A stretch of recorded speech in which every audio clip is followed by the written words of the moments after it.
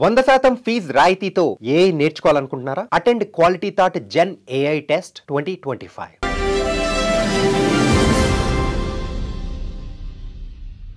ఇవాళ మాట్లాడబోయే లెజెండ్ ప్రతి భాషలో దాదాపు చాలా రకాల పాత్రల్లో విలన్గా, క్యారెక్టర్ ఆర్టిస్ట్గా, ఇంకా హాస్య నటుడిగా అందరినీ అలరించిన మహానుభావులు. దాదాపు 4.5 దశాబ్దాల నటనా ప్రయాణంతో పాటు జీవితంలోని ఎన్నో అనుభవాల్ని నేరుగా చవిచూసిన దిగ్గజం. అండ్ వారు పద్మశ్రీ పురస్కార గ్రహీతగా కూడా అందరికీ సుపరిచితులు. బుల్లితెరపై, అలాగే వెండితెరపై హిందీ, తెలుగు, కన్నడ, తమిళ ఇత్యాది భాషలన్నింటిలో కూడా అలరించి ఇప్పుడు 81 వసంతాలు పూర్తి చేసుకుంటున్న ఈ సమయంలో వారిని పలకరించడం మనందరికీ అదృష్టం. శ్రీ కోటా శ్రీనివాసరావు గారిని పరిచయం చేసుకున్నాం. నమస్కారం సార్. నమస్కారం అమ్మా. మీకు పుట్టినరోజు శుభాకాంక్షలు సార్. ధన్యవాదాలు. ఎలా ఉన్నారు సార్? నడుస్తుంది బండి. వృద్ధాప్యం అంటారు కదా, 80 దాడుతున్నాయి, 81 ఇప్పుడు. మరి ఏదో కాళ్ళు నొప్పులు, కళ్ళు నొప్పులు ఏదో అంటుండేవారు కదా, అంటాయి కదా, అది తప్పవు. మా నాన్నగారు డాక్టర్ గారు, ఆయన అదే కంకిపాడు. అయితే మా నాన్నగారి దగ్గరికి ఎవరన్నా వస్తే నీకు ఎన్నేళ్ళు రానేవాడు. 50, 60 వస్తుందండి అని ఆయన చెప్పారు అనుకో, నీకు వైద్యం ఏ వైద్యం ఏ వ్యాధికైనా చేయొచ్చు, కానీ నువ్వు రెండుతో జాగ్రత్తగా ఉండరా అనేవాడు. ఏమిటరా అంటే, ఒకటి కళ్ళు, 2 కాళ్ళు, ఆ 2 జాగ్రత్తగా ఉంటే నీ పని నువ్వు చేసుకోవచ్చు అని, ఎవరి మీద ఆధారపడకుండా. అవును, అది అలాగా. మీ డైలాగ్ ఒకటి ఎప్పుడు వెంటాడుతుంటుంది సార్, జిస్కే పాస్ పవర్ హోతే హై ఉస్కా రైట్ బి రాంగ్ బి రైట్ హోతా హై. గుర్తుందా సార్ ఈ డైలాగ్? ఏ సినిమాలో? సర్కార్. అది అమితాబ్ బచ్చన్ గారు ఎలాంటి ఆర్టిస్టు, ఎంత గొప్పవాడో మీ అందరికీ తెలిసిన విషయం. నేను చెబితే ఎగతాళిగా కూడా ఉంటుంది. అలాంటి ఆయనతో యాక్ట్ చేయడం అనేది సహజంగా ఎవరికైనా అదృష్టమే. అయితే ఫస్ట్ డైలాగు రామ్ గోపాల్ వర్మ గారు ఆయన ముఖం మీద ముఖం పెట్టి డైలాగ్ చెప్పి క్లోజ్ పెట్టారు. సరే, నేను డైలాగ్ కడక్కని చెప్పించాను, సింగిల్ టేక్ ఓకే అయిపోయింది. రాముజీ అన్నాడు ఆయన, అమిత్జీ అంటూ వచ్చాడు. Perfect selection for this character sir, are you from stage అన్నాడు నన్ను. అంటేను నేను acted for on the stage for 25 years. Yes, that potentiality I'm seeing you అనగానే వాళ్ళ అబ్బాయి కూడా అక్కడ ఉన్నాడు, ఏదో ఫోన్ మాడుతూ పక్కకి. అమిత్ అన్నాడు, అప్ప అని వచ్చాడు. Is mister Srinivasarao from Hyderabad. It is a great privilege to you to act with him అన్నాడు. అది నాకు అప్పుడే సర్టిఫికెట్లు అనిపించింది. అబ్బో, అవును, ఆయనతో మాట అనిపించుకోవడం మాటలు కాదు కదా. అలాగా ఒక ఇది. అలాగే రజనీకాంత్ గారి అందరూ మీ పాత్రల పరంపర ఎవ్వరూ భర్తీ చేయలేకపోయారు సార్. ఇప్పుడు అమితాబ్ బచ్చన్ గారి ప్రస్తావన కూడా ఎందుకు తీసుకొచ్చామంటే, ఈ మధ్య ఆయన్ని కల్కి సినిమాలో చూసాం. అక్కడ కోట శ్రీనివాసరావు గారు ఉంటే బాగుండు అనిపించే విధంగా అంటే మీరు ఒక పాత్రలో ఉంటే బాగుండు అని అయితే అనిపించింది చాలామందికి. ఇప్పుడు ఇంకా యాక్టివ్గా యాక్ట్ చేస్తున్నారా సార్? చేయటం అంటే ఇప్పుడు నీళ్ళు ఎక్కువైనాయి, మధ్య బలతం పడిపోయిందమ్మా. టాలెంట్ ఎవరికి అక్కర్లా. ఇప్పుడు హీరో అప్పుడంటే ఆ రోజుల్లో టాలెంట్ ఉన్న వాళ్ళే తక్కువగా ఉండేవారు, జాగ్రత్త గట్టిగా పట్టుకుని వాళ్ళే స్థానం పట్టేవారు. ఇప్పుడు ఏమిటంటే హీరో అంటే 40 మంది 50 మంది ఉన్నారు, కమెడియన్స్ ఎంతమంది ఉన్నారో ఎవరికి తెలియదు. అలాగా ఎవరిని చెప్పలేకపోతున్నాం. ఒక పద్ధతి పాడు ఏం కనపట్లా. ఇప్పుడు సినిమా ఎక్కడ లేదు, అంతా సర్కస్. పేతా సాంగ్స్ కూడా డాన్స్ చేస్తున్నారు. ఇక్కడ సర్కస్ చూడలేక భయపడి మన ఫుడ్ కూడా పోద్దని చెప్పి సర్కస్ కూడా మూసిస్తారు. అలా తయారైపోయింది. ఆ క్వాలిటీ అవి పోయినాయి, ఆ కథలు పోయినాయి, అవన్నీ పోయినాయి. అప్పట్లో ఏమిటంటే సినిమా ప్రభావం మనుషుల మీద ఎక్కువ ఉండేది. ఇప్పుడు ఏంటంటే మనుషుల ప్రభావం సినిమా మీద వచ్చింది. అంటే ఏ విధంగా సార్? అంటే కొన్ని ఉదాహరణలు ఇవ్వగలుగుతారా? ఈ మధ్య సినిమాలు ఏమన్నా చూసారా మీరు? ఏవో టీవీలో వచ్చేవి. ఇప్పుడు నేను కనీసం నాతో 100-110 సినిమాలు చేయించుంటారు పొలిటికల్ క్యారెక్టర్లో.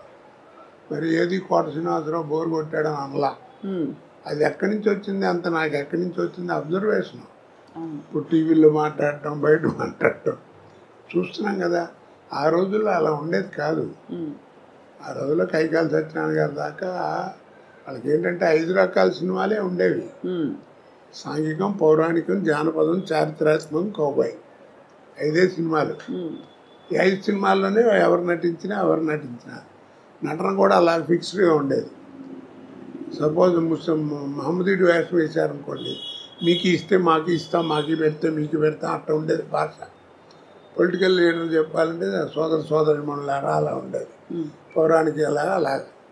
ఇప్పుడు అలా కాదు కదా. అందుకని అప్పుడు యాక్టింగ్ కానీ ఇవి కానీ రిస్ట్రిక్టెడ్గా ఉండేవి. ఇప్పుడు ఆ రూల్స్ రెగ్యులేషన్స్ ఏం లేవు.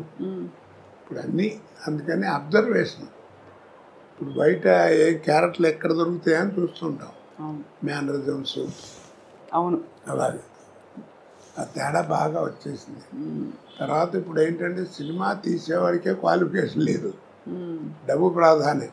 కానీ చాలా భారీ సినిమాలు వస్తున్నాయి కదా సార్. సినిమా ఇప్పుడు నువ్వు సినిమా చూడటానికి వెళ్ళావు, 50 రూపాయలు టికెట్ 200 పెట్టుకుని, నీకు కావాల్సింది ఏంటి? ఎంతలో సినిమా తీశారన్నా సినిమా ఎలా ఉందని ఆలోచిస్తావు. అంతే కదా. అంతే. చూసిన తర్వాత బాగుంటే అరే బాగా ఖర్చు కూడా పెట్టారా, మంచి సీన్స్ ఉన్నాయి అని అప్పుడు చెప్పుకుంటావు. అంతేగాని సినిమా బాగాలేదనుకో నెగిటివ్గా చెబుతారు. ఎందుకు బోళ్ళు ఖర్చు పెట్టారు, నువ్వు అడ్వర్టైజ్మెంట్ చేస్తే వచ్చాం, ఖర్చు ఏం కనపడుతుంది తప్ప ఏం కనపడతలేదు సినిమాలో అంటారు. అలా ఉంటుంది. మరి మొత్తం మీద సార్ అంత బిజీ నటనా జీవితం నుంచి మీరు రంగస్థలంతో పాటు మీకు రేడియో అనుభవం ఉంది, అన్ని పాత్రలు వేసిన తర్వాత ఇప్పుడు మీకు నటనకి దూరంగా ఉండడం అన్నది కొంత బాధ కలిగిస్తుందా, లేక హాయిగా జీవితం ఇలా బాగుందనిపిస్తుందా? ఇప్పుడు బాధ కదండి. అంటే తోచదు. ఫస్ట్ పాయింట్, రోజు 100-150 మంది మధ్యలో యాక్ట్ చేయడం కదా. ఇప్పుడు ఏంటంటే ఒంటరిగా ఇంటి దగ్గర కూర్చోవడం, నేను మా ఆవిడే లేకపోతే మా కోడలు మా మనవాళ్ళు ఏదైనా కాలేజీ నుంచి వస్తే వాళ్ళతో ఒక 5 నిమిషాలు మాట్లాడటం. పుట్టేప్పుడు అంతా ఇట్లా కూర్చోవడమే కదా. ఇక్కడో ఇంట్లోనో లేకపోతే ఎక్కడో అక్కడ ఫోటోలు చూసుకుంటా అవి చూసుకుంటే అంతే. ఇక బోర్ కాదు, పిచ్చెక్కిపోతుంది. అంటే నాకు అప్పుడప్పుడు అనిపిస్తుంది, నేను జీవితంలో 2 బాగా కోల్పోయాను. నాకు మళ్ళీ బిజీ అయిన వాడు ఎవరైనా అంతే. ఒకటి ఏంటంటే ఫ్యామిలీ లైఫ్, పిల్లలు ఆ ఎంజాయ్మెంట్, వాళ్ళని చదివించుకోవడం, చేయటం, వాళ్ళతో తిరగడం, షాపింగ్, బట్టలు కొనడం, ఇవన్నీ అవన్నీ పోయినాయి. అసలు దూరం అయిపోయాను. 2 జనరల్ నాలెడ్జ్. అవును. ఎంతసేపు ఆ కెమెరా, యాక్షన్ ఇవే తప్ప ప్రపంచం బయట ఏం జరుగుతుందో కూడా తెలియదు. అవన్నీ పికప్ అవ్వాలంటే చాలా కష్టం. సో అలా మీరు మీ స్నేహితుల్ని కూడా బాగా మిస్ అవుతూ ఉంటుంటారు. అంటే సినీ పరిశ్రమలో మీకు బాబుమోహన్ గారు, బ్రహ్మానందం గారు మీరందరూ బాగా దగ్గర కదా సార్? బాగా క్లోజ్. నాతో అందరూ అలాగే ఉంటారమ్మా. ఎందుకంటే నేను ఎవరితో ఏం కాంట్రవర్సీ లేదు, నాకు వాళ్ళేదో నేను పడతాను. అందరూ అంటారు ఏదో అని, అందరూ కావాలని కూర్చొని కామెడీ చెప్పించుకుంటారు. సినిమాల మీద జోకులు చెప్తామంటే వాళ్ళు చెప్పించుకుంటారు. అందుకని 40 సంవత్సరాలు బతకగలిగాయి. లేకపోతే కాంట్రవర్సీ అయితే ఇప్పుడు పంపించేవారు. ఏదో ఒకటి గురించి అనడానికి ఏముంది, అనాలంటే బోల్డ్ అనొచ్చు. నిజమే కదా సార్. అంతే. అంటే కానీ మీకు అనే అర్హత కూడా ఉంది ఒకవేళ. ఏదో అర్హత ఎందుకంటే మీరు మీ స్వానుభవాలే కదా. మీరు 25 ఏళ్ళు రంగస్థల అనుభవం ఉందంటే అది తీసిపారలేని విషయం. ఆ రోజుల్లో మాండలికాలు ఇవన్నీ నేర్చుకోవటం అంటే తమాషానా. టీవీ వస్తుందని ఎవరు అనుకున్నారు కదా. నాటకాలు మొట్టమొదటి అసలు రేడియో లేని మనం లేవు. అవును. అసలు రేడియో దగ్గర ఏంటంటే వాయిస్ని ఎలా ఉపయోగించుకోవాలి, మైక్ని ఎలా వాడుకోవాలి, ఎక్కడ ఒత్తు, ఎక్కడ కామా, ఎక్కడ ఫుల్ స్టాప్, ఇవన్నీ నేర్చుకుంది రేడియో దగ్గరే కదా. అవును. భాష. కాబట్టి అక్కడ అది పునాది రాయి. తర్వాత ఈరోజు పురోగతికి అదే పునాది రాయి. తర్వాత టీవీ వచ్చేవాడికి ఏమైపోయిందంటే మాకే థ్రిల్, నాకే ప్రతివాడు ఫీల్ అవుతారు అది నటుడు. ఎందుకంటే నాటకాలు అంటే ఫోటోలు ఉంటాయి, ఇలా పెట్టిన ఒక యాక్షన్ ఫోటో ఉంటుంది, అలా ఉంటే అలా ఉంటుంది స్టడీగా. కానీ మనం నడిస్తే ఎట్లా ఉంటాం, మాట్లాడితే ఎట్లా ఉంటాం, అది ఎవరికి తెలియదు. మొట్టమొదటి నేను ఫీల్ అయింది నా లైఫ్లో, నేను ఎక్స్ప్లెయిన్ చేయలేను థ్రిల్ ఏంటంటే 2 నిమిషాలు. గోవింద్ చౌదరి అని టీవీలో ఉండేవాడు, ప్రొడ్యూసరు. ఆయన రికార్డ్ చేసి ఫస్ట్ డే పండగ వచ్చింది నాటిక. అదే నాటిక ఫస్ట్ రేడియోలో టీవీలో నా తెలుగు నాటకం ప్రదర్శించబడటం అదే. ఆ రికార్డ్ చేసి రే ఒకసారి చూసుకోండి వస్తుంది ఇప్పుడు అని చూపిస్తున్నాను చూపించాడు. పెద్ద యాంగ్షస్ ఏంటంటే నా బొమ్మ ఎప్పుడు వస్తే ఎప్పుడు వస్తాను అంటే మనం నడిస్తే ఎట్లా ఉంటాం, మాట్లాడితే ఎట్లా ఉంటాం, ఎలా చూస్తే అసలు తెలియదు కదా. చూసుకుంటే ఆ 2 నిమిషాలు అసలు ఇక ఎవరిని చూసేది కళ్ళము నీళ్ళు వచ్చేసింది నాకు. అదొక అదృష్టం కదా. అవును అవును ఆ రోజుల్లో అదేది. తర్వాత సినిమా ఇప్పుడు. సో అలా మీరు మరి సినిమా నటన మీకు అలా అమర్నట్టుగా అన్ని క్యారెక్టర్స్ అద్భుతంగా వచ్చి పడ్డాయి. ఒక్కొక్కటి ఒక రకం, ఒక అన్ని రసాలు, అంటే మధ్య మధ్యలో నవరసాల్లో లేని రసాలు కూడా పండించారు మీరు. అదే ఇప్పుడు ఒక మాట చెప్పినా నేను. చెప్పండి సార్. ఆర్ట్ అనేది ఒకటి ఇచ్చేది కాదు, ఒకటి పెట్టేది కాదు. వస్తుందా కొంత అబ్బాయిలు నీకు శరీరంలో శారీరకంగా అంటారే, నీకు ఒరిజినల్గా వస్తా ఉండాలి. కోట శ్రీనివాసరావు ఇప్పుడు ఇవన్నీ చూశారు, ఒకసారి దివే అన్ని ఫోటోలు. ఇప్పుడు ఇవన్నీ చూస్తే ఏమవుతుంది, మీకు ఆశ్చర్యం వేస్తుంది ఎలా చేశాడు ఏంటి. అవును చాలా సార్. ఇన్ని పాత్రలు, పద్మశ్రీ దాకా ఇవన్నీ. దీనికి ఒకటి చక్కగా చెప్తాను. నీకు పెద్ద గుమ్మడికాయ అంత టాలెంట్ ఉంటే కుదరదు, అర్థమైందా? పెద్ద గుమ్మడికాయ అంత టాలెంట్ నా దగ్గర ఉంటే కుదరదు. ఆవగిందంత అదృష్టం కూడా ఉండాలి. అది అవునవును. ఆ 2 కలిసి వచ్చిన వాడే కోట శ్రీనివాసరావు అంటే. అద్భుతం. మరి ఆవగింజంత అదృష్టం ఇప్పుడు ఎందుకు వెంటాడలేదంటారు? ఎందుకు మీరు ఇంకా పాత్రలు వేయట్లేదు? పద్ధతి మారిపోయిందమ్మా. ఇప్పుడు ఏదో మారింది, కాలం మారింది, జనరేషన్ మారింది అంటారు. జనరేషన్ ఏం మారలా. సూర్యుడు తూర్పునే ఉదయిస్తున్నాడు, పడవనే ఉత్తరిస్తున్నాడు. పాఠ్యం ఇదియా తదియా వాడుతున్నాం, చేస్తాం, వైశాఖం చేస్తాం, ఆ సడవని వాడుతున్నారు. అమావాస్య కూడా క్యాలెండర్ చూస్తే 2 నిమిషాలు అటు ఇటు వస్తుంది.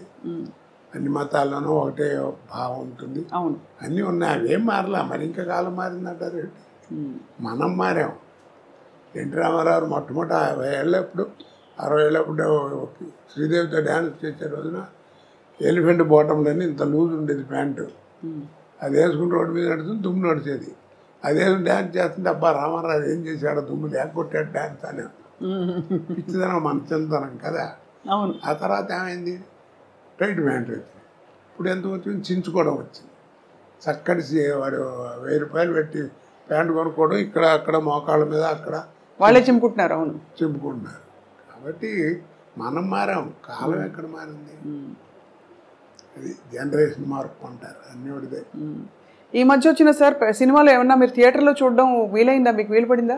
ఏది ఈ మధ్య వస్తున్న సినిమాలని థియేటర్లో చూడడం వీలు పడిందా? సలార్ వచ్చింది, అంతకుముందు పుష్ప, ఏమి అసలు. ఎందుకంటే వెళ్ళినా మన సుఖం ఉండదు.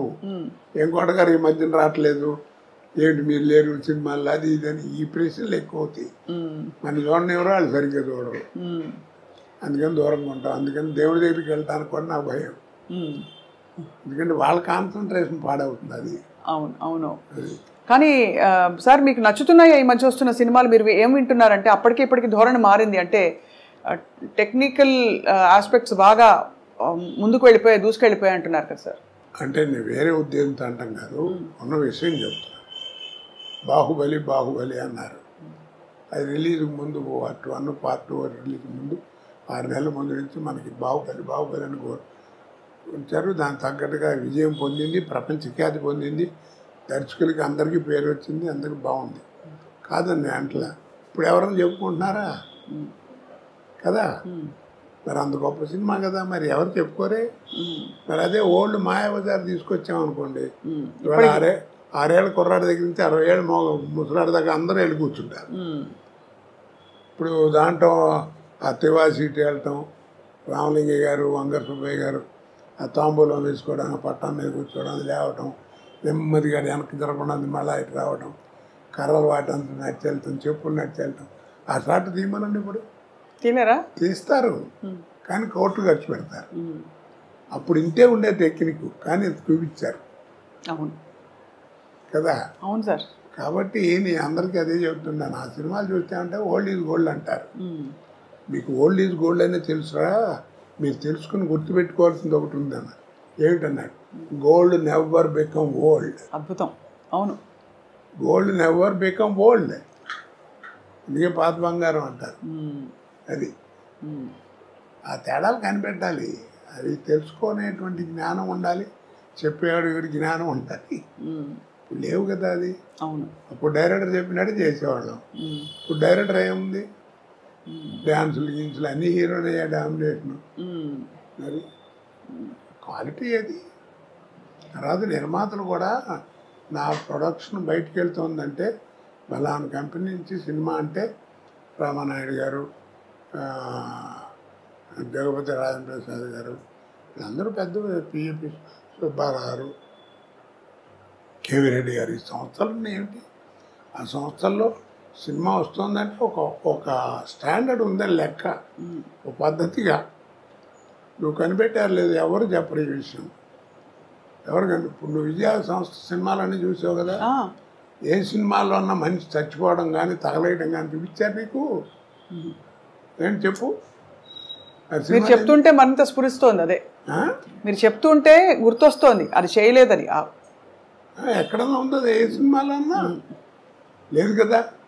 మరి సక్సెస్ మర్చిపోయాడని ఒక డైలాగులు చెప్పడం అంతే, పిచ్చి పిచ్చిగా చూపించడం లేదు. ఇప్పుడు ఏమిటో మంటలు పెట్టడం, దాంట్లో ఫేస్ చూపించడం, దాని మీద డైలాగులు చెప్పడం, ఏదో క్రోధం, ఇవన్నీ యారగెన్స్ చెప్పాలంటే అవేం లేకుండా ఎడ చేశారు.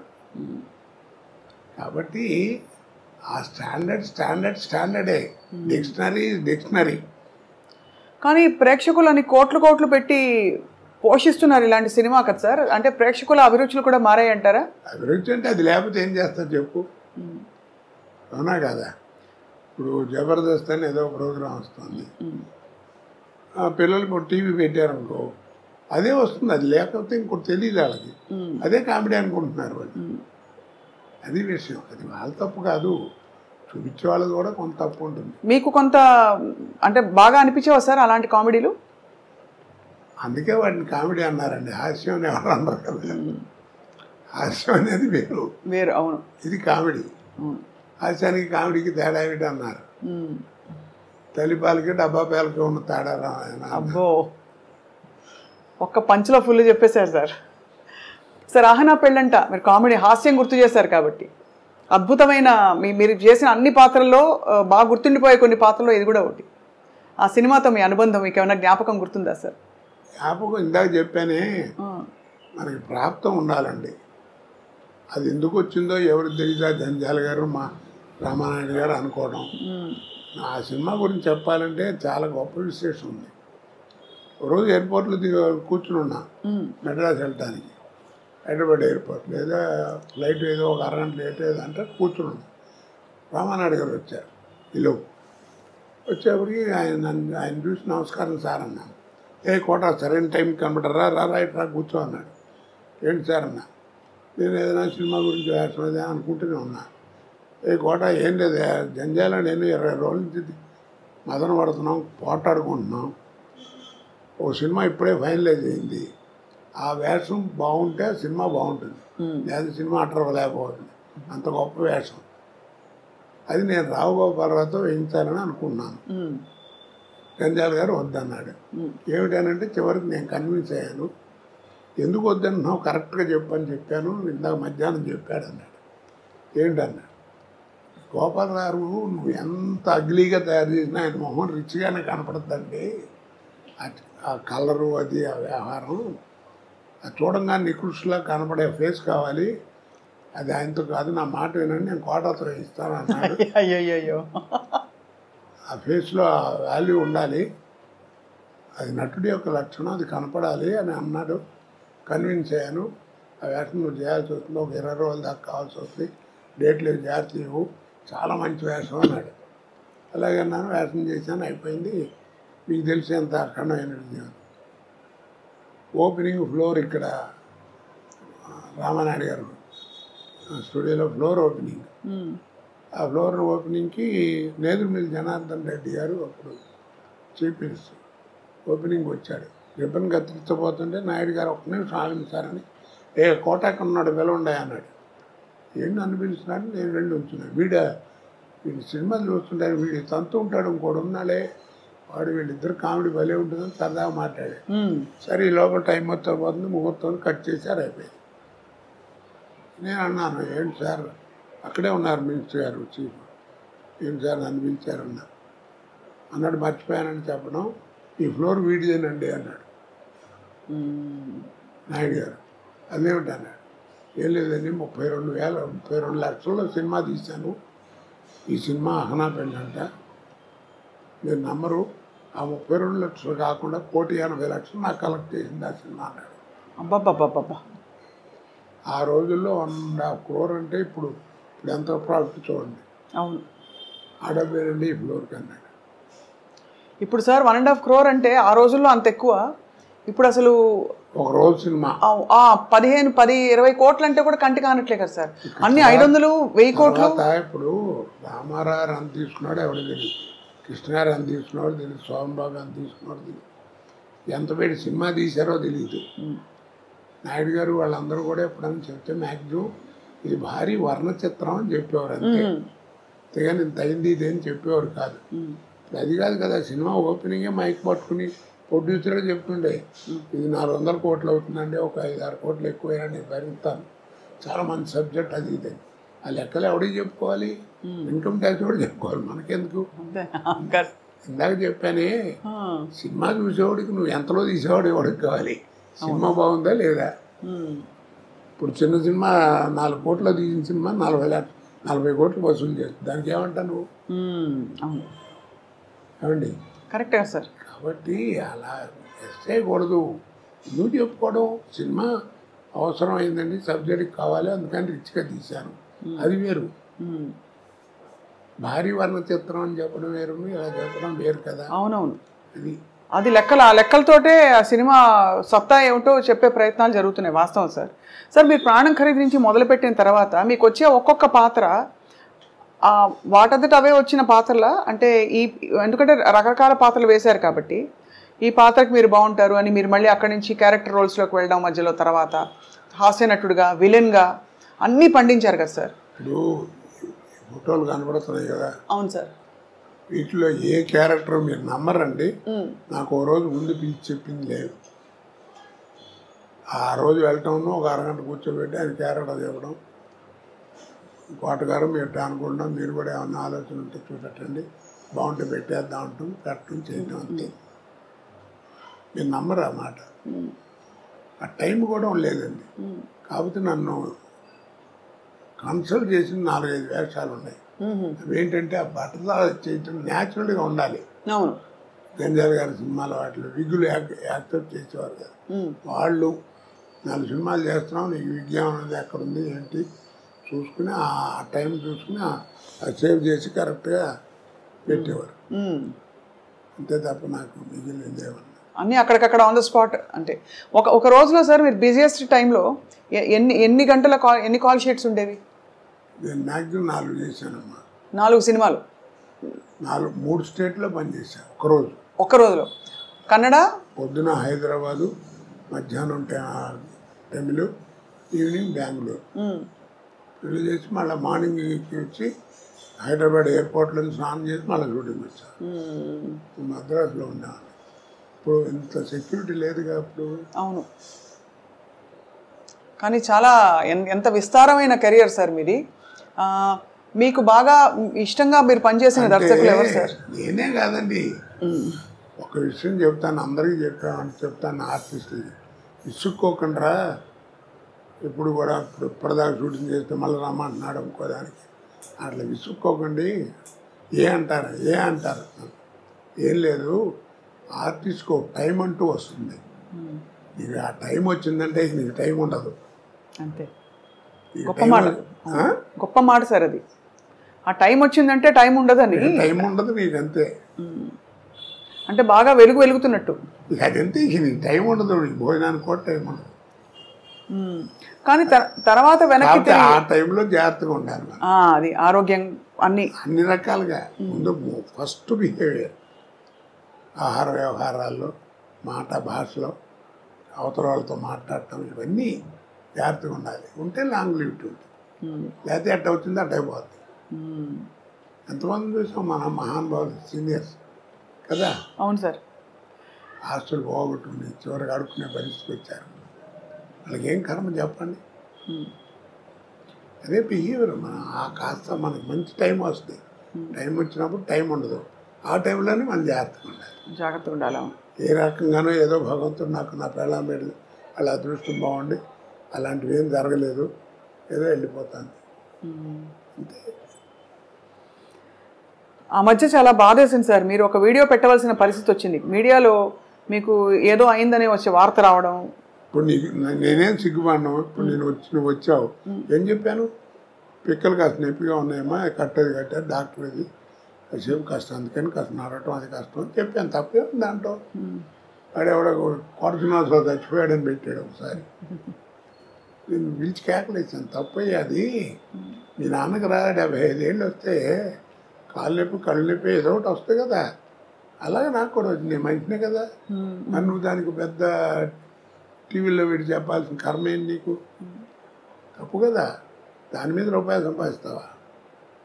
కేకలేసాను నేను. పాపం సుశీల్ గారు పోయిందన్నారు, ఒకసారి జానకి గారు పోయిందన్నారు. ఆవిడ పాపం అమెరికాలోనే ఎక్కడ ఉంది అప్పుడు సుశీల్ గారు. ఆవిడ అక్కడి నుంచి ఇంటర్వ్యూ, నేను బాగానే ఉన్నాను, నా మీద అట్ట పెట్టకండి. ఎదుగో అక్కడ ఫోటోలు ఉంటాయి ఆవిడతో. జానకి గారు ఫోటో లోపల ఎక్కడ ఉండాలి, అది కెమెరా ఫోటో తీయించలేదు నేను బయట. ఇంటికి వచ్చారు, ఇంటి భోజనాలు చేశారు. చాలా అందరూ వస్తుంటారు నా ఇంటికి. ఇప్పుడు వస్తారా సార్ బాబుమోహన్ గారు, బ్రహ్మానందం గారు? ఎందుకంటే బాబుమోహన్ గారు మీరు కాంబినేషన్ అదిరిపోయింది అందరికీ. అదొక కాంబినేషన్ అండి. అది ఇండస్ట్రీలో ఎవరికి పెద్దగా రాదు. అది అలా గోపాలరావు, రావు గోపాలరావు, రామలింగయ్య గారు అంటే వాళ్ళ వేషాలు పెక్యులర్గా ఉండేవి. అవును. మా ఇదేంటంటే ఒక స్టాండర్డ్ కామెడీ, స్టాండర్డ్ ఇక అంతే. కాదు ఆడిదంతా వీడు పడతాడు, ఆడిదంతా ఇస్తున్నా. ప్రతి సినిమాలు తెలిసి కూడా నవ్వేవారు. తర్వాత బాబుమోహన్ మంచి టైమింగ్ ఉన్న ఆర్టిస్ట్. సినిమాలు చూస్తే వాడి తన్నులు చూస్తే అసలు అట్ట కాలు తగిలే అరగదు, అట్ట టచ్ అవడం అంటే పడిపోయాడు. మంచి టైమింగ్ ఉన్నాడు. ఎందుకంటే డాన్స్ అది వచ్చు అతనికి, అదొక అది ప్రాప్తం. అది సార్ మీరు అన్నట్టు రంగస్థల అనుభవం, రేడియో అనుభవం, అది వాయిస్ మాడ్యులేషన్, హావభావాలు, బాడీ లాంగ్వేజ్ కొంతవరకు. కానీ డాన్స్, పౌరాణిక పద్యాలు ఇవన్నీ కూడా నేర్చుకున్నారా సార్ మీరు? నేను పౌరాణిక పద్యాలు నేర్చుకోలేదమ్మా. పౌరాణిక చిన్న నాటకాలు పెద్దగా వేయలేను. వేసాను. అప్పుడు పద్యాలు ఎలా మీకు? దాంట్లో పద్యాలు పెట్టలేదు, పెద్దగా పెట్టలేదు. ఓకే, అలా అలా పెద్దగా కాదు, పద్యం పెట్టుకున్నాను ఎంతసేపు ఇలాగే. ధూళిపాల్ గారు దుర్యోధను అద్భుతంగా ఉంటుంది. అమ్మాయి సభ చేస్తుంది. ఆయన పాట పద్యం ఉండదు దాంట్లో. ఒక పద్యం చదివేవాడు, కౌరవ పాండవులు వెలుపెను కాలం చెరువు అయ్యి అని కృష్ణుడు దగ్గర. అది కూడా మామూలుగా చదివేవాడు. మీరు శాసనసభ్యులుగా ఒక టర్మ్ చేశారు. రాజకీయాల నుంచి అప్పుడు తర్వాత మీరు దూరం అయ్యారా, లేక అవసరం లేదు ఇంకా చాలించుకున్నారా? నేనే చాలు, అనవసరం ఇట్టాను. దాంట్లో నచ్చలేదా సార్ రాజకీయ జీవితం? బాగాలేదనిపించిందా? నచ్చలేదమ్మా, నాకు సూట్ కాలేదనిపించింది. ఎందుకంటే మీరు రాజకీయపరమైన వేషాలు చాలా వేశారు. ఒక టైంలో మీకు కొంచెం గొడవలు కూడా అయ్యాయి ఆ మండలాధీశుడు సినిమా తర్వాత. సో మరి రాజకీయాలు మీకు అసలు ఆ వాతావరణం నచ్చలేదంటారు. అయితే ఎందుకు నచ్చలేదు సార్? అంటే చాలామంది అదొక అవకాశంగా, అదృష్టంగా కూడా భావిస్తారు కదా. అంటే నేను పనిచేసినప్పుడు పాలిటిక్స్ అండి. ఇప్పుడు పాలిటిక్స్ ఆ ట్రిక్కులు నాకు రావు. మరి ఎందుకని దూరంగా ఉన్నా. అవును. కానీ అదే సార్ అనిపిస్తుంది, అంటే అంత గొప్ప జీవితం, గొప్ప అవకాశాలు మీకు వచ్చిన తర్వాత ఇప్పుడు మీరు టైం అంతా మీరు కుటుంబం నుంచి దూరంగా ఉన్నాను, కష్టపడి పనిచేస్తాననే ఫీలింగ్లో ఉన్నారు కదా సార్, బాధ. సో ఇప్పుడు మీకు మీ దేవుడు ప్రత్యక్షమే మీకు ఏం కావాలని అడిగితే ఏం కోరుకుంటారు సార్? మీ ఇంకేమైనా? నేను ఎప్పుడు మనసులో ఉండే కోరిక ఒకటేనండి, నేను చచ్చేదాకా నటించాలి. చచ్చిన తర్వాత నటుడిగా బతకాలి, అది నా కోరిక. అది సార్, అంటే ఇవాళ చాలా అద్భుతమైన మంచి సందర్భం, మీ పుట్టినరోజు సందర్భంగా మాట్లాడుతున్నాం కాబట్టి మీరు ఎప్పుడూ చిరంజీవిగా మీ పాత్రల ద్వారా ఉండిపోతారు సార్ మనసుల్లో అదే ఎప్పటికీ. అలాంటి పాత్ర రావాలని నా ఉద్దేశం. అలాంటి పాత్ర అంటే ఎలా ఉంటుందో, ఎందుకంటే మీరు రాజకీయాలు, కామెడీ, ఏ టైంకి ఏ పాత్ర వస్తే అప్పుడు చెప్పలేం కదండి. అవును, కరెక్ట్. అది దానికి ప్రాప్తం ఉండాలి. ప్రాప్తం ఉండాలంటే చాలా గొప్ప విశేషం ఉంది. ఇప్పుడు రామావతారంలో ఆంజనేయ స్వామి అంత గొప్పవాడు, కలియుగంలో భక్తరామదాసు అంత గొప్పవాడు కదా. అవును. డబ్బులు లేవు, గుడి కట్టించాలనుకున్నాడు, గుడి కట్టించాడు, అప్పుల పాలు అయ్యాడు, జైల్లో పెట్టారు. వాళ్ళు కొడుతుంటే రామా రామా అన్నాడు తప్ప అబ్బా అబ్బా అనలేదు. అంత గొప్ప భక్తుడే రాముల వారు ఏం చేశాడు, తానిసాగి రామోజీ లక్ష్మణజీ వేషం వేసుకొచ్చి కంపెనీ వెళ్ళిపోయాడు, నటించాడు, తుర్ని వెళ్ళిపోయాడు. కింద సెల్లో ఉన్నాడు రామదాసు. ఎరా రామదాసు బాగున్నావా అని ఒక్క మాట అంటే బాగుండేది కదా, ఒక 10 సంవత్సరాలు లాగా బతికేవాడు. మరి అంత భక్తుడే, మరి వాడికి ఆ ప్రాప్తం లేదు. ఇదంతా విధి నిర్ణయం అంటారు, అయితే భగవంతుడి నిర్ణయం. ప్రాప్తం ఉండాలి.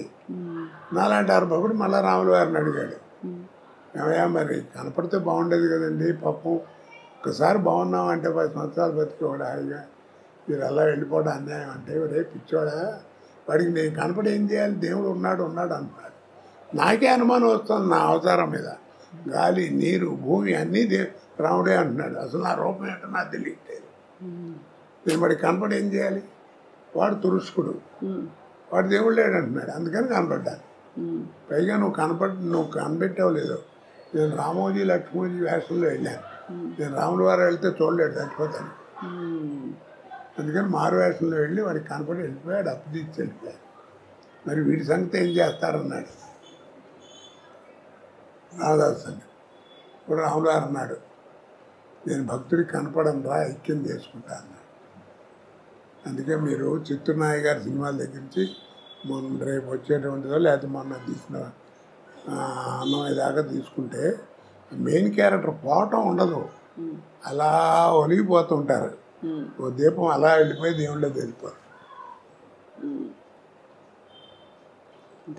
హిందూ భావాలు చాలా ఉన్నాయి, అది అన్ని మతాల్లోనూ ఉంటుంది ఆ భావం, ఎందుకు ఉండదు? మరి ఈ తరం నటులకి మీరు ఎవరైనా టచ్లో ఉంటారా సార్ మీతో? అంటే వీళ్ళు అందరూ వస్తూనే ఉంటారు, పిల్లలు వీళ్ళంతా, కొత్త వాళ్ళంతా. వాళ్ళందరికీ అంటే మీరు ఒక స్కూల్ కదా సార్, మీరు ఒక స్కూల్ ఆఫ్ యాక్టింగ్. మీరు నేను అదే చెప్తాను. నేను సినిమా యాక్టింగ్ నేను 25 సంవత్సరాలు నాటకాలు అయితే వచ్చిందిరా నాకు. మీకు 6 నెలలు 7 నెలలు ఎవరు నేర్పుతాడు? ఏదో అక్కడ చేరండి క్లాస్, ఇక్కడ చేరండి, 2 లక్షలు ఖర్చు పెట్టాను. అవన్నీ కబుర్లు. ప్రాక్టికల్గా తెలియాలి, అనుభవం ఉండాలి, నీకు నువ్వుగా ఉండాలి. ఎందుకంటే నీకు కురుక్షేత్రం అని నాటకం తెలుసా నీకు? దాంట్లో కృష్ణుడు 4 వేసేవారు, ఒకటి పర్సనాలిటీకి ఒకటి సంబంధం ఉండదు. ఒకటో కృష్ణుడు రెండో కృష్ణుడు వేసేవారు. వాడి గాత్రం వేరు, వీడి గాత్రం వేరు, ఆర్మరీ పెట్టి వేరు, ఆడ ఆర్మరీ పెట్టి వేరు. కానీ 4కి 100 సుమారు కొట్టేవారు ప్రతిపద్యానికి. ఎందుకని? దాని అర్థం ఏంటి? You must arrest the auditorium with your performance.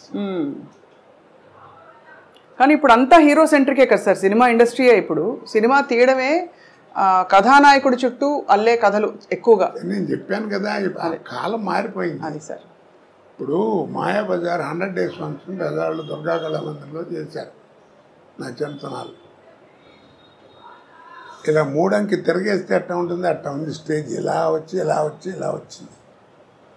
ఏంటంటే ఈ చివరేమో రంగారావు, ఈ చివర ఆర్ నాగేశ్వరరావు కూర్చున్నారు, మధ్యలో ఇంటి రామారావు అన్నాడు. ఈ నాగేశ్వరరావుని ఎవరిని చూడలేదు, ఎవరు అందరు ఇట్టా కూర్చున్నారు పొట్టిగా. అప్పుడు మాట్లాడుతూ సిఎస్ఆర్ ఆంజనేయులు గారు మాట్లాడుతూ, మాయాబజార్ సినిమా అంటే హీరో ఘటోత్కచుడు రంగారావే, ఎవరెన్ని వేషాలు వేసినా వాళ్ళు అయితే ఆ సినిమా లేదు, గొప్పగా చేశాడు, అది ఇది అని చెప్పి చాలా పొగిడుతూ మాట్లాడేది. అయితే ఆర్టిఫిషియల్ టాలెంట్ అంటే తోటి నటుడిని మెచ్చుకోవడం. అప్పుడు రంగారావు తర్వాత మాట్లాడుతూ, ఏదో నన్ను పొగిడారు, సిఎస్ఆర్ మాత్రం తక్కువ, శకుని పాత్ర ఆయన చేస్తే తప్ప ఇంకెవడేసినా ఎక్కదు, అంత గొప్పగా చేశాడు అవన్నీ ఒక్క మాట అండి ఏమి లేదు, I'm a personality artist, is a performance artist అన్నాడు. నా పర్సనాలిటీ అడ్వాంటేజ్ ఆయనకి లేదు, కానీ వాంఛ అలా చేశాడంటే ఏంటి, గొప్ప విశేషం కాదు మరి. ఆ సహృదయత, ఆ నమ్రత అన్నీ ఉండే ఆ రోజుల్లో అంటారా సార్? అంటే దాన్ని ఏమంటారంటే ప్రొఫెషనల్ ఎథిక్స్. మనం కూడా చేయాలి, అలాంటి వేషం చేసి డబ్బులు సంపాదించాలనుకునేవారు, కానీ ఆడికి రాకూడదు నాకు రావాలి అనుకునేవారు కాదు. అలా గర్వపడి పాడు చేసుకునే వాళ్ళే అందరూ, పోయిన వాళ్ళందరూ. రాజనాథ్ గారు, కాంతారావు గారు, పద్మనాభం గారు, వీళ్ళంతా ఏమిటి క్యారెక్టర్స్ ఫెలోస్. ఏదో కొద్దిగా గొప్ప మనం కూడా కాస్త మంచిగా ఉన్నాం కాబట్టి భగవంతుడు ఈ పొజిషన్లో ఉంచాడు. వాళ్ళు దారి తప్పారా సార్? అంటే వాళ్ళు డబ్బులు చాలా పోగొట్టుకున్నారని విన్నాం సార్. దారి తప్పడం అంటే అదే, డబ్బులు ఉన్నాయంటే ఆ నటుడిగా పేరులో ఉన్నట్టే కదా, ఆ పేరు తప్పారు,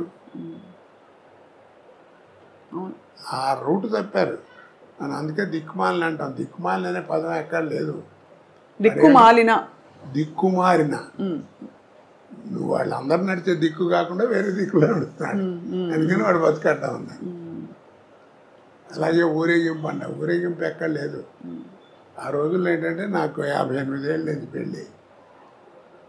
ఆ రోజుల్లో ఏంటంటే పల్లకీలో కూర్చోరు, ఊరంతా తిప్పేవారు, అంతే. సాక్ష్యం ఏముంది, అగ్ని. పాత సినిమాలు చూస్తే అగ్ని సాక్షిగా కట్టిన ఈ తాళ్ళు అని చూపిస్తాం, అందుకని సాక్ష్యం లేదు. పెళ్ళైన 2 నెలలు అయిన తర్వాత నా పెళ్ళం కాదంటే సాక్ష్యం. అందుకని ఆ పల్లకీలో కూర్చోటి ఊరంతా తిప్పేవారు. ఇది నా పెళ్ళం కాదు, లేదని మేము చూసాము, వీళ్ళు పెళ్ళైన తర్వాత ఊరేమి మా ఇంటి ముందు వెళ్ళారని చెప్పడానికి ఒక సాక్ష్యం. ఊరికి ఎరిగింపు, ఊరేగింపు. ఓహో, ఎంత అద్భుతం సార్. ఊరికి ఎరిగింపు, ఊరేగింపు కాదు. ఇప్పుడు అది ఊరేగింపు అయి ట్యాక్సుల కోసం డబ్బులు ఖర్చు. అదే ఊరేగింపు, దాన్ని ఒక తిట్టుగా కూడా అనుకుంటారు. ఇప్పుడు దిక్కుమాలని కూడా అలాగే తిట్టు అనుకుంటారు. దిక్కు అలాగే ప్రతిదానికి భగవంతుడు ఇచ్చిన దాంట్లో ప్రతి వస్తువుకి ప్రతి మాటకి అర్థం ఉంది. ఇప్పుడు పొద్దున్నే లేచి నువ్వు నేను ఇంక్లూడింగ్ మీ మనం అందరం చేసే తప్పేమిటి చెప్పు, అద్దం ముందు నుంచి అందంగా ఉన్నాం అనుకోరు. బడతలోడు వరెట్టి అనుకుంటుంటాడు. ఆడవాళ్ళు ఏదో కట్టని సాధన కట్టని ఇలా దూకుని అలా దూకుని చీరలు కట్టుకుని కదా. అందుకు కాదు, నా మొహాన్ని మచ్చ ఉంది, నా మచ్చ నాకు కనపడదు.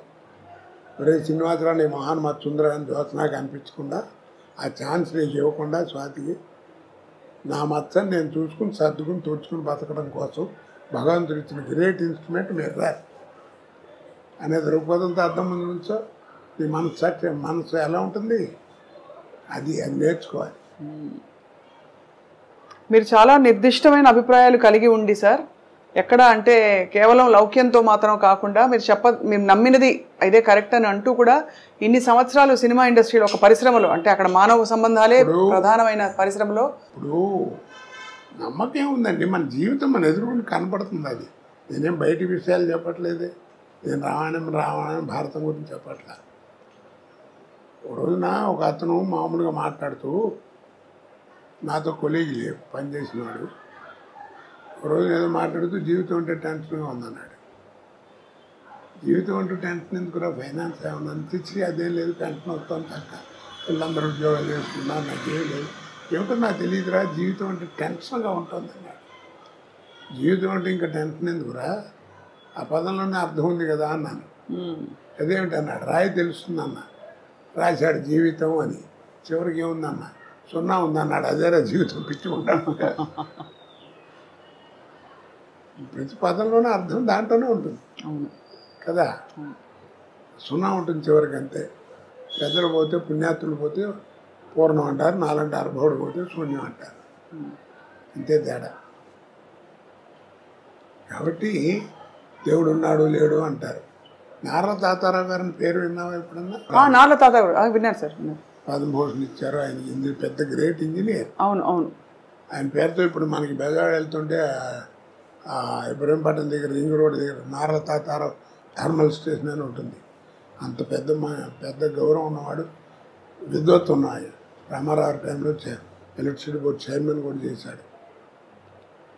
ఆయన ఎందుకు ఇచ్చారు మరి నీకు ఇంత బిరుదు అని అడిగామనుకో ఏమంటారు, నేను కరెంట్ క్రియేట్ చేశానంటాడు.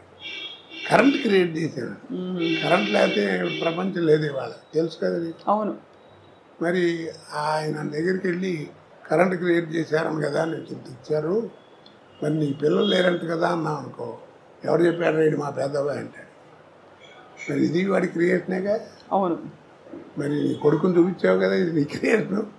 మరి కరెంట్ నీ క్రియేషనే కదా, నీకు ఇంత గౌరవం అందుకే జరిగింది. ఆ కరెంట్ చూపించమని అడగని చూపిస్తాయేమో, చూపించగలడా?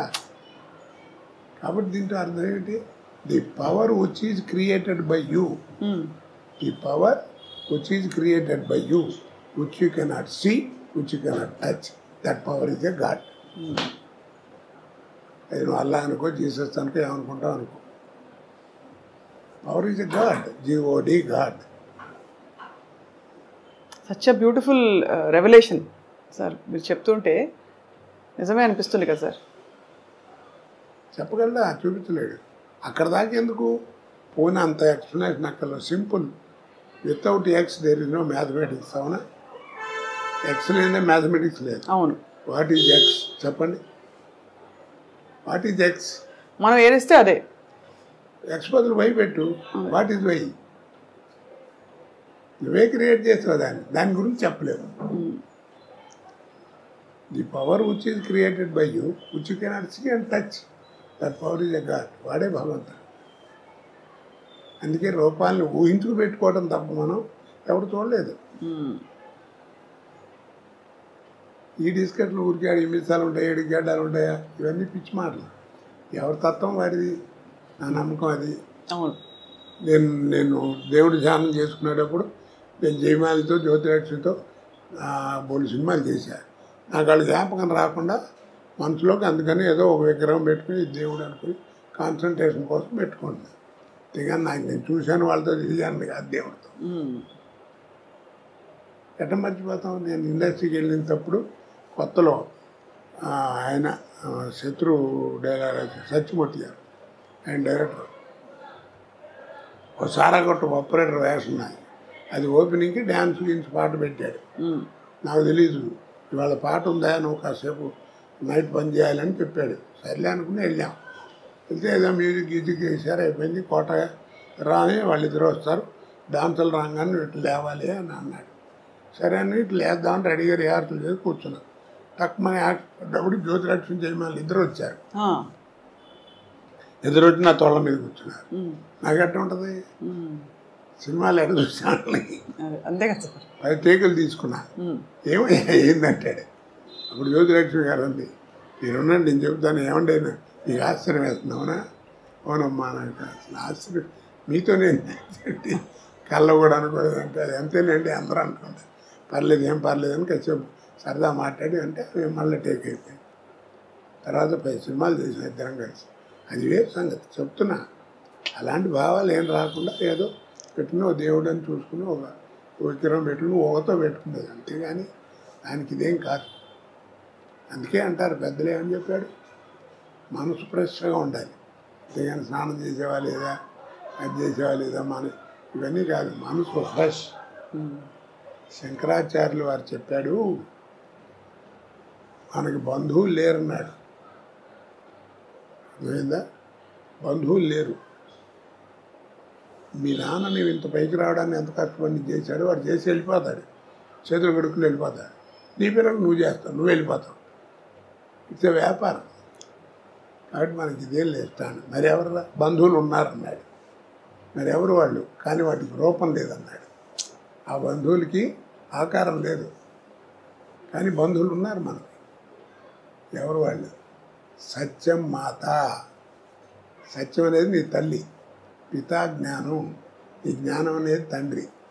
సత్యం మాత, పితా జ్ఞానం. ధర్మో భ్రాత, నీ ధర్మగుణం నీ సోదరు, తోడబుట్టినవాడు.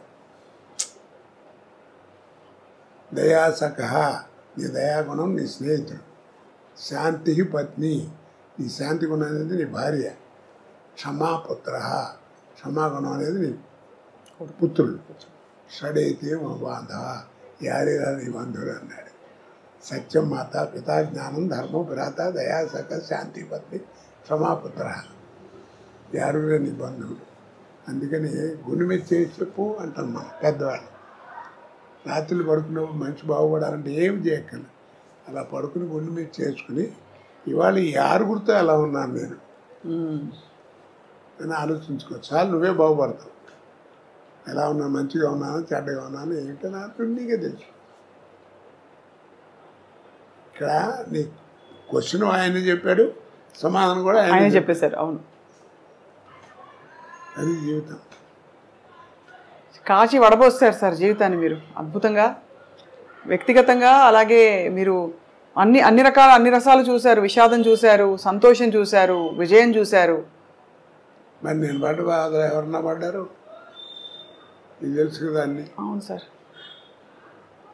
మరి నా కీర్తి ప్రదేశ్లో అంత గొప్పగా ఇచ్చాడు, బాధలాడ ఇచ్చాడు. నా అదృష్టం ఏంటంటే ఈ రెండింటిని తట్టుకునే గుండె ఇచ్చాడు. వాటి చేతి తాగిపోతే ఎప్పుడో నాశనం అయిపోయాడు. మంచి జీవితాన్ని ఇచ్చాడు. ఎంత మంచి జీవితం చూడు, ఎవరు ఎట్టక్కల చెయ్యి. ఇంకా ఏదో ఎవరినో వస్తే ఒక రూపాయి సాయం చేసే పరిస్థితి ఉన్నాను. అలాంటి జీవితం ఎంతమంది నాయన బలాన్ని పీరియడ్ కొంచెం బాగాలేదు జాగ్రత్త అని చెప్తుంది అంతే. అంతేగాని ఈ క్షణం బాగుండదు, ఇది బాగుండదు, ఇది బాగుండదు అని ఎవడు చెప్పలేడు. కాస్త జాగ్రత్తగా ఆ పీరియడ్లో ఉండటం కోసం నీ గైడెన్స్. కానీ అసలు జీవితం అది కాదు. నీ లైఫ్ స్పాన్ ఎవరు చెప్పలేరు. అవును. ఎందుకంటే నువ్వు తల్లి కడుపులోంచి బయటపడి భూమి మీద పడంగానే కేర్ మనం అరుస్తాం కదా, ఏడుస్తాం. అవును. ఇక్కడ కేర్ మనగానే పైన బేరం అనే డేట్ ఫిక్స్డ్. కేర్ మంటే పైన బేరం అనే డేట్ ఫిక్స్డ్. ఇక దాన్ని మార్చేదే లేదు. ఇక్కడ నుంచి అక్కడ ఈ ప్రయాణం కావద్దు. నీ ఆర్థిక స్థితిని బట్టి ఫస్ట్ క్లాస్లో వెళ్తావు, సెకండ్ క్లాస్లో వెళ్తావు. దాంట్లో ఇంత అన్యోన్యమైన దాంపత్యం కొనసాగించడానికి సార్ మూల రహస్యం ఏంటి సార్? ఇది ఇంతే జీవితం ఎవరికాలు చదువుకోవడం అండి. ఆ పాట మీరు మళ్ళీ పాడతారా సార్? ఎవరైనా వచ్చి మీకు చెప్తే భద్రం బీ కేర్ఫుల్ బ్రదరు. అది ఎప్పుడో పాడామా, మనం పాడామా, శ్రీగారు పాడాడు. అవును. అంటే ఆయన గోపాలను అది మీకు తెలియదు. మీకు ముందు పరేశ్రాజుతో చేయించారు, అది బాగాలేదని మళ్ళీ నాతో చేయించారు. అదే ఆ పాట సార్? ఆ పాత్రే అదే గొప్ప సీక్రెట్ చెప్పారు సార్. అది అంటే చాలా మంది తెలిసి ఉండొచ్చు కానీ ఏమండి, సాగితే గొప్ప అండి, సాగిపోతే మ్యారేజ్ ఏంటి తలకాయ చెప్పండి. అదే అది సర్దుబాటులో సంసారం ఉంటుంది. అవును. ఇద్దరు పిల్లలు పుట్టిన తర్వాత ఇంకా 4 ఏళ్ళు 5 ఏళ్ళు సంసారం చేసి డైవర్స్ ఏమిటండి? ఆ మాట అంటే ఏంటంటే మా ఇద్దరికి కెమిస్ట్రీ కుదరట్లేదు, ఏదో వేవ్ లెంగ్త్ కుదరట్లేదు. ఏది వేవ్ లెంగ్త్ కుదిరింది? పెళ్ళి ఇన్నాళ్ళు అయితే 5 గదిలో జరిగే సంబంధం ఎవరు చెప్తాడు? కాబట్టి అది ఎవరు చెప్పినా, నీకు డైవర్స్ ఇచ్చే లాయర్ చెప్పినా నాయన అన్నీ బాగున్నాయి, నేను చేస్తాను, ఎందుకైనా మంది ఒక 6 నెలలు మీరు ఆగి రండి, ఈ లోపల మళ్ళీ ఏమైనా మార్పులు మారుతాయేమో అని చెప్తాడు. ఎవరైనా కలిసి ఉండమంటారని వెళ్ళిపోమని ఎవరు అంటారు కదా. అంతే కదా సార్. ట్యూబ్లోంచి బయటకు వచ్చిన పేస్ట్ని మళ్ళీ ట్యూబ్లోకి పంపించాలనుకోరు, అలాగేనా? పంపగలవా? ట్రై చేసి చేతికి అంటుస్తామని పంపలేవు.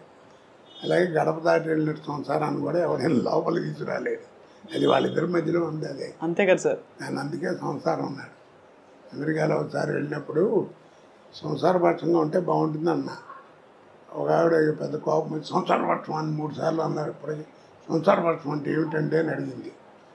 ఎన్నాళ్ళు అయిందమ్మా నువ్వు వచ్చాను? 28 సంవత్సరాలు అయిందన్నాడు. అంది.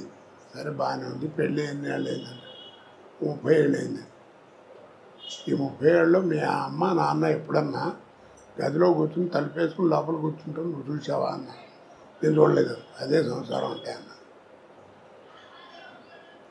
ఏం చెబుతాను దానికి అర్థం? మరి ఆ జ్ఞానం ఉండాలి, అడగకూడదని. అలా తయారైంది. ఇప్పుడు యువతంతా ఎందుకు పాడవుతుంది? 2 నోట్ చేసుకున్నాం. మీ మాస్టర్ చెప్పినా, మా మాస్టర్ చెప్పినా, వాళ్ళ మాస్టర్ చెప్పినా, ఎవరు చెప్పినా రోడ్డుకి వెడం పక్కనే నడవమన్నారు. కుడిపక్క గురించి వాళ్ళ నోటమ్మడి రాలేదు. ఇప్పటికీ రోడ్డు మీద పోలీసు వాడు కూడా కీప్ లెఫ్ట్ అంటాడు. అది రైట్ అని మాట రాదు. కుడిపక్క నడవటం కనుక నేర్చుకుంటే, ఎడం పక్క నడవటం నేర్చుకుంటే కుడిపక్క నడిస్తే ఏంటి అనేది నీకే తెలుసు. ఇది చేయడు సాధన. కీప్ లెఫ్ట్ అంటే అందరూ ఆయన మా చిన్న తండ్రి అనుకుంటే కరెక్టే అనుకోండి గురుగారు, ఇప్పుడు కుడి పక్కన ఏమవుద్ది అంటాడు, లేకపోతే ఏరే చోట మొహం బాగా కొడతాడు. కాబట్టి దీన్ని బట్టి అర్థం నీకేంది, సాధన తక్కువ వాదన ఎక్కువ. సాధన తక్కువ వాదన ఎక్కువ. అర్థమైందా? రెండు మనకి విజ్ఞానం పెరగాలి, విజ్ఞానం పెరగాలి. మనకి టీవీలు వస్తున్నాయి, ఫోన్లు వస్తున్నాయి, సెల్ ఫోన్లు వస్తున్నాయి, ఇంకా రకరకాల విజ్ఞానం పెరుగుతుంది. కానీ మనకి జ్ఞానం పోగొట్టుకుంటున్నాం. అమ్మ అని పిలవాలనే జ్ఞానం పోయింది. అది తప్పు కదా. మాతృభాష అన్నారు, అరం వాడికి అరం, తెలుగు వాడికి తెలుగు, తమిళ వాడికి తెలుగు. వాళ్ళ మాతృభాష ఎవరిది వాళ్ళది, తల్లితో సమానం అన్నారు. తల్లి పదం ఎంత గొప్పది, మనకి తెలియకుండానే ఎవరిని నేర్పకుండానే. మనకేదైనా అనుకోకుండా దెబ్బతలితే అమ్మ అంటాం. ఎందుకంటాం కదా. అమ్మ ఎంత గొప్పది. తండ్రి ఒక ఏజ్ వచ్చిన తర్వాత వాడు నేర్పేది జ్ఞానం. తల్లి అట్ట కాదు, నువ్వు ఒక ఏజ్ వచ్చేంత వరకు నీకు నేర్పేది ఆల్ ఇంగ్స్ నేర్పేది mother. Talking, drinking, walking, setting అన్నీ నేర్పేది మదరే, తల్లి. బిడ్డ ఎదుగుదలకి మాతృస్థన్యం ఎంత అవసరమో, బిడ్డ ఎదుగుదలకి మాతృస్థన్యం ఎంత అవసరమో, బిడ్డ మానసిక వికాసానికి మాతృభాష అంత అవసరం. ఇవన్నీ తెలుసుకోవాలి. ఎవరు చెప్తాడు? వాళ్ళ కుర్రాడు చెప్పేవాళ్ళు లేడు, వినేవాడు అంతకంటే లేడు.